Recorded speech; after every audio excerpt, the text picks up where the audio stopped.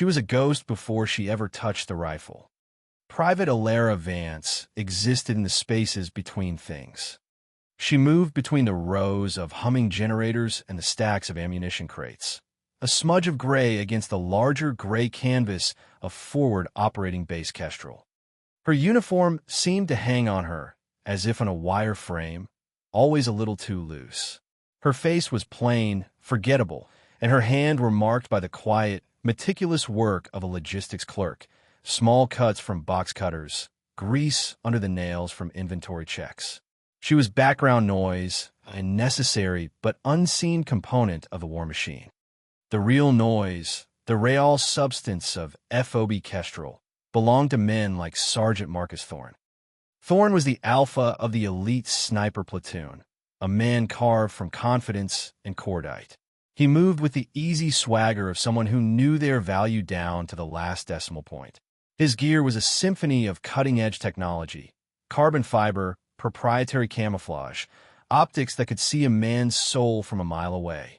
He and his team, who called themselves the Jackals, held court in the armory, their laughter sharp and loud, echoing off the concrete walls. The armory was their kingdom. Polished steel and polymer gleamed under the harsh fluorescent lights. Racks of pristine M110S and custom-built bolt-action rifles stood like idols in a temple. It was a place of power, and Vance, tasked with cataloging spare parts in the corner, was an unwelcome specter in their hallowed hall. One afternoon, the balance of this small world tilted. A reconnaissance patrol had been ambushed, their designated marksman grievously wounded. The firefight had been brutal, and in the chaos, the squad's spare precision rifle, a Barrett M82, had taken a bad fall from a Humvee. The call came over the radio, urgent and crackling with static. A vital overwatch position overlooking the Al-Hassa Pass needed a sniper team. Now, the enemy was massing for a major push, and without eyes on that pass, the entire base was blind. Thorne slammed a fist on the workbench. His primary team was out on another mission, and his secondary marksman was the one on a medevac chopper. "What about the spare Barrett?" he demanded, his voice tight with frustration. Specialist Davies, the head armorer, shook his head grimly. He held up the massive rifle. A deep, ugly gash ran along the receiver, and the bolt carrier felt sluggish, gritty. "It's a mess, Sergeant. The action is binding. It might fire once if you're lucky. It won't cycle. It's a single-shot club right now." Thorne swore a low, vicious sound. He was being asked to hold a critical sector with a broken gun and no one to fire it. His perfect record, his reputation was on the line. His eyes swept the armory, searching for a solution, for someone to blame. They landed on Vance. She was standing by a parts cage, her clipboard held loosely in one hand, her gaze fixed on the broken rifle. There was no fear in her eyes, just a quiet, unnerving focus. An idea, cruel and desperate, bloomed in Thorne's mind. A way to deflect. A way to make this inevitable failure someone else's fault. He remembered seeing her name on the range qualifications list. She'd passed the basic marksman course, just barely. A fluke, everyone had said. He picked up the heavy, damaged Barrett. He strode across the room, the jackals parting before him like water. He stopped in front of Vance, the shadow of his large frame falling over her. The armory went silent. "Hey, logistics." Thorne's voice was slick with condescension. "You want to play with the big boys? Here's your chance." He shoved the useless, 29-pound rifle into her arms. It was so heavy she had to brace herself to take the weight. The cold, damaged steel felt alien in her hands. The jackals snickered, a low chorus of contempt. Corporal Diaz, Thorne's second in command, nudged the man next to him. "Gonna show him how it's done, Vance," he sneered. "Logistics girls should stick to cleaning guns, not firing them," another one muttered, just loud enough for everyone to hear. Vance said nothing. Her gaze dropped to the rifle. Her fingers traced the jagged scar on the receiver, her touch surprisingly gentle. She worked the charging handle, feeling the grit and resistance that Davies had mentioned. Her expression remained a perfect, unreadable mask. She looked up, meeting Thorne's mocking eyes. "Okay," she said. Her voice was soft, barely a whisper, but in the sudden quiet of the armory, it landed like a stone. Thorn had expected panic, excuses, maybe even tears. He got a single, placid syllable. For a fleeting moment, her utter lack of reaction unsettled him. He dismissed it as shock. "Good," he said, recovering his swagger. "The pass is yours.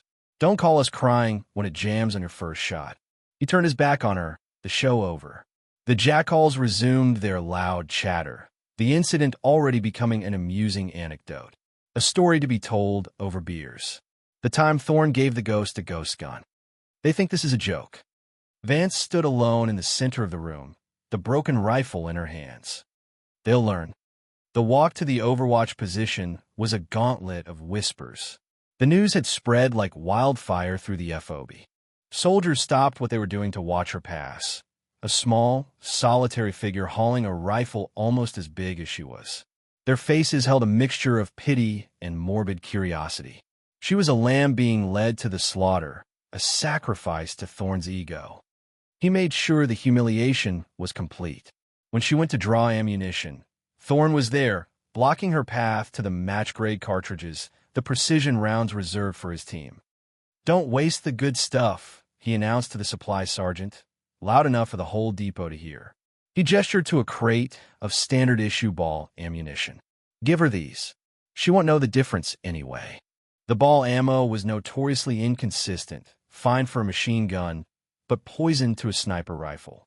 It was sabotage, plain and simple. Vance took the offered boxes without a word of protest. She loaded them into her pack, the extra weight another burden to carry, another layer to the public spectacle of her failure.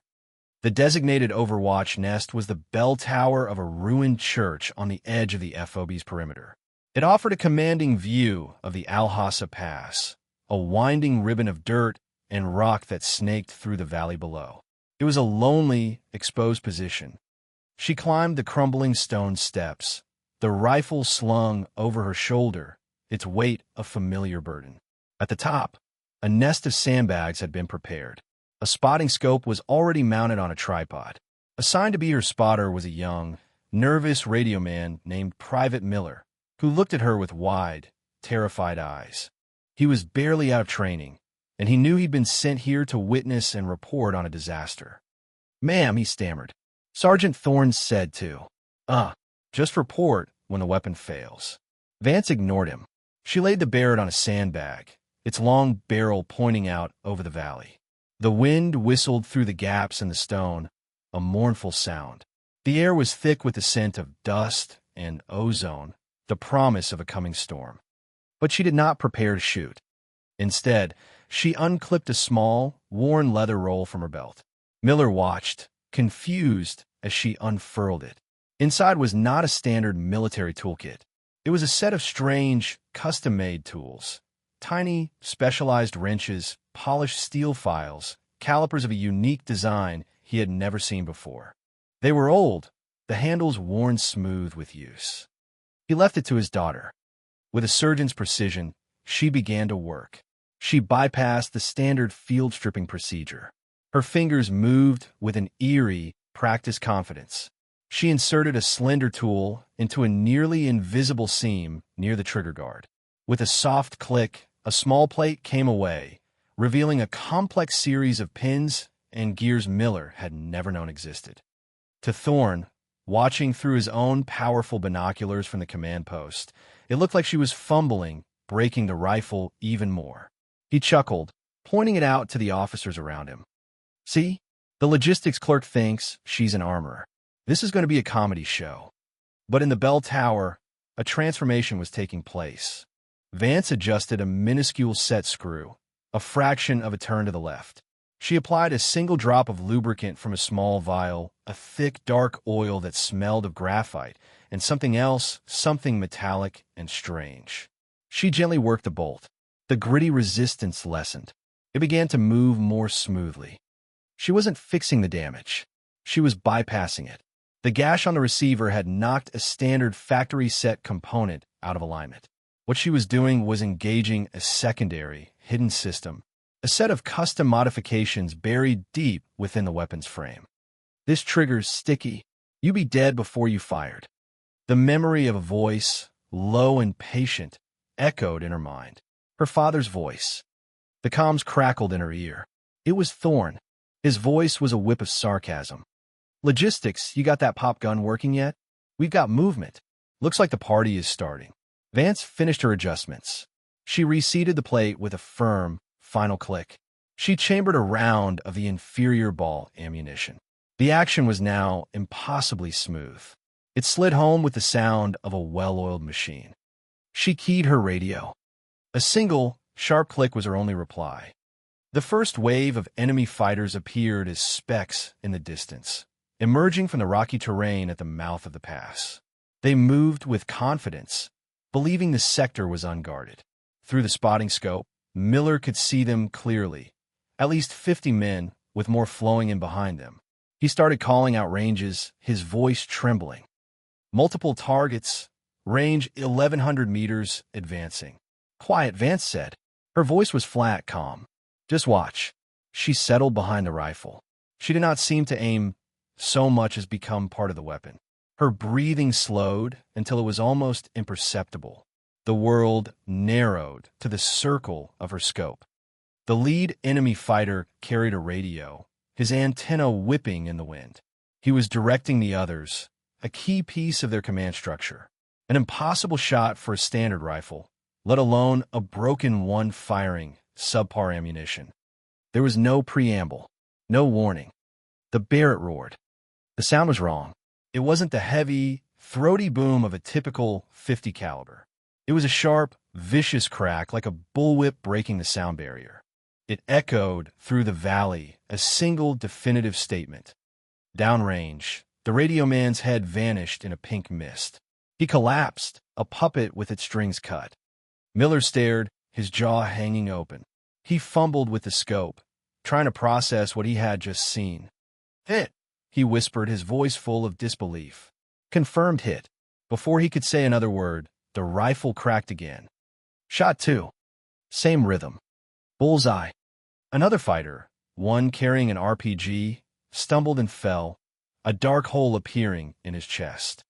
The enemy squad, once confident, was now in chaos. They scrambled for cover, unsure of where the shot had come from. They had expected a quiet approach, not death from over a kilometer away. In the command post, Thorne lowered his binoculars, a frown creasing his brow. Lucky shot, he muttered. The rifle cracked a third time. A fourth. A fifth. Each shot was perfectly placed. She wasn't just shooting at targets. She was disassembling the enemy assault. A machine gun team setting up on a ridge was eliminated with 2 shots in 3 seconds. An officer directing his men from behind a rock was hit by a round that seemed to defy physics, punching through the cover as if it were paper. The jackals were silent now. The casual mockery had evaporated, replaced by a tense, confused stillness. What the hell is that firing rate? Diaz whispered. That thing's not supposed to cycle. Specialist Davies, the armorer, was listening intently to the sounds from the open comm line. He wasn't hearing the clunky, manual action of a broken bolt. He was hearing a smooth, semi-automatic rhythm, fast, precise, and utterly lethal. A thought tickled the back of his mind, a story he'd heard from an old-timer, a legend from a different era of warfare. The enemy, realizing the danger, shifted tactics. A second, larger wave surged forward, using the first as a distraction. They were trying to overwhelm the position with sheer numbers. 70 men. 100. More. Miller's voice was frantic. Too many. Ma'am, there are too many. Vance did not reply. Her movements became an exercise in brutal economy. Acquire target. Breathe. Squeeze. The rifle barked, a metronome of death. The empty brass casings, still hot, ejected in a perfect, glittering arc, landing in a growing pile beside her. She wasn't just a soldier. She was an engine of destruction.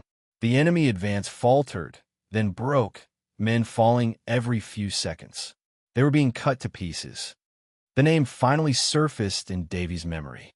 He grabbed a data pad, his fingers flying across the screen, searching a restricted database of experimental weapons programs. "That's not a standard firing cycle," he said to no one in particular. "That sounds like a Vance-tuned action." The name hung in the air. A few of the older non-commissioned officers in the room stiffened. It was a name from a ghost story, a myth whispered about in armories and late-night guard shifts. The final, desperate enemy push came. A pickup truck with a heavy machine gun mounted on the back, roared down the pass, firing wildly to provide cover for the remaining infantry. It was their last gamble. Vance let it come. She watched it bounce over the rocky terrain, waiting. Wait for the engine block to be clear. One shot. The truck hit a small rise, its front end lifting for a fraction of a second. The Barrett spoke one more time. The .50 caliber round, even the standard ball ammo, hit the engine block with catastrophic force. The truck swerved violently and flipped, rolling over in a cloud of dust and fire. The assault was broken. The survivors were in full retreat, melting back into the rocks from which they came. Silence descended on the valley, broken only by the wind and the distant crackle of the burning truck. In the bell tower, Miller stared at the carnage through his scope. He had been keeping a tally, his pen shaking in his hand. He counted again, his mind struggling to accept the number. He keyed his radio, his voice cracking with awe and shock. "Command, this is Overwatch. The pass is secure." There was a pause. "Tallies. 305, sir. 305 confirmed takedowns." The number echoed through the command post like a thunderclap. 305. It wasn't a kill count. It was a massacre. A number that would be a legend for an entire battalion, let alone a single engagement by one shooter with a broken rifle. Just then, the door to the command post flew open. Colonel Jennings, the base commander, strode in, his face a mask of grim intensity. He had been listening from his office, drawn by the impossible reports. "Who the hell is on that gun?" he demanded, his eyes sweeping the room. Thorne stood frozen, his face ashen. The world had tilted off its axis. He couldn't form the words. Diaz had to speak for him. "Vance, sir," he stammered. "Private Elera Vance." Jennings' eyes narrowed. He turned to an aide. "Give me your file." Now, the file flashed up on the main screen. "Private Elera Vance. Logistics. Basic qualifications. Nothing remarkable." But Jennings looked past the standard information, his eyes locking onto a single line under next of kin. His breath caught in his throat. "Her father," Jennings said, his voice low, filled with a reverence that silenced the entire room. "Her father was Master Sergeant Alistair Vance." Davies looked up from his datapad. "The Ghost of Meridian," he whispered, "the lead armorer for Project Phantom." The pieces clicked into place with horrifying clarity. Alistair Vance was a legend, the designer of a series of highly classified, custom-modified weapons for a Black Ops unit that officially never existed. He didn't just fix guns, he re-engineered them from the inside out. He had a daughter he'd raised on his own, taught everything he knew. "That's not a broken rifle," Jennings said, staring at the screen. "That's his masterpiece." And he left it to his daughter. The truth hit Thorne like a physical blow. The damage, the flaws, they weren't defects. They were the lock. And Vance, with her father's tools and her father's knowledge, had the key. He hadn't handed her a broken gun. He had handed a master artisan her signature instrument. When Vance descended from the tower, the FOB was silent. The soldiers who had mocked her, who had pitted her, now simply stared. They parted for her as she walked, creating a path. Their faces were a mixture of awe and fear. They weren't looking at a logistics clerk anymore. They were looking at a legend. Private Miller followed a few steps behind her, carrying the tally sheet like a sacred text. Colonel Jennings met her halfway across the compound. The entire command staff was with him. Thorne stood at the back, his face pale, his arrogance completely shattered. He looked at his own expensive, pristine rifle, then back at the scarred and worn Barrett in Vance's hands. He had worshipped the gear, the technology. He had never once considered the soul of the person holding it. Jennings didn't speak. He simply stopped in front of Vance, took a breath, and rendered a slow, perfect salute. It was not the salute of a superior to a subordinate. It was the salute of one warrior acknowledging another. Vance met his gaze, her expression unchanged.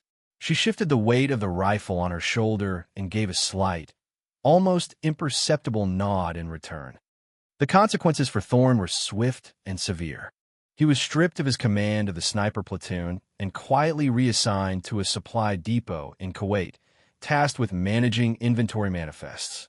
He spent the rest of his career counting crates, a ghost in a warehouse, a bitter echo of the woman he had tried to break.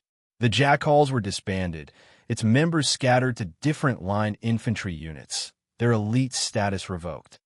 The Army tried to celebrate Elera Vance. They offered her medals, a promotion, a coveted instructor position at the sniper school in Fort Benning. She refused it all. Her only request was a transfer to the base armory. She spent the rest of her tour there, working in quiet solitude. She didn't want the fame. She didn't want the accolades. She had not come to win. She had come to show them who she was. But her story became a new kind of legacy. The tale of the ghost of F.O.B. Kestrel, the logistics clerk who picked up a broken gun and achieved the impossible, was told and retold. It became a lesson in humility, a reminder that the heart of a warrior does not always beat in the chest of the loudest man. The Barrett M82, her father's rifle, was eventually decommissioned. It was placed in the infantry museum behind glass. The plaque beneath it did not mention Project Phantom or its secret modifications. It simply read, "One rifle, one fight, 305-inch. Years later, young snipers would stand before that display, and their instructors would tell them the story. And sometimes, a quiet, unassuming armorer with plain features and grease-stained hands would be there, watching from the back of the crowd, her duty done, her father's legacy secure.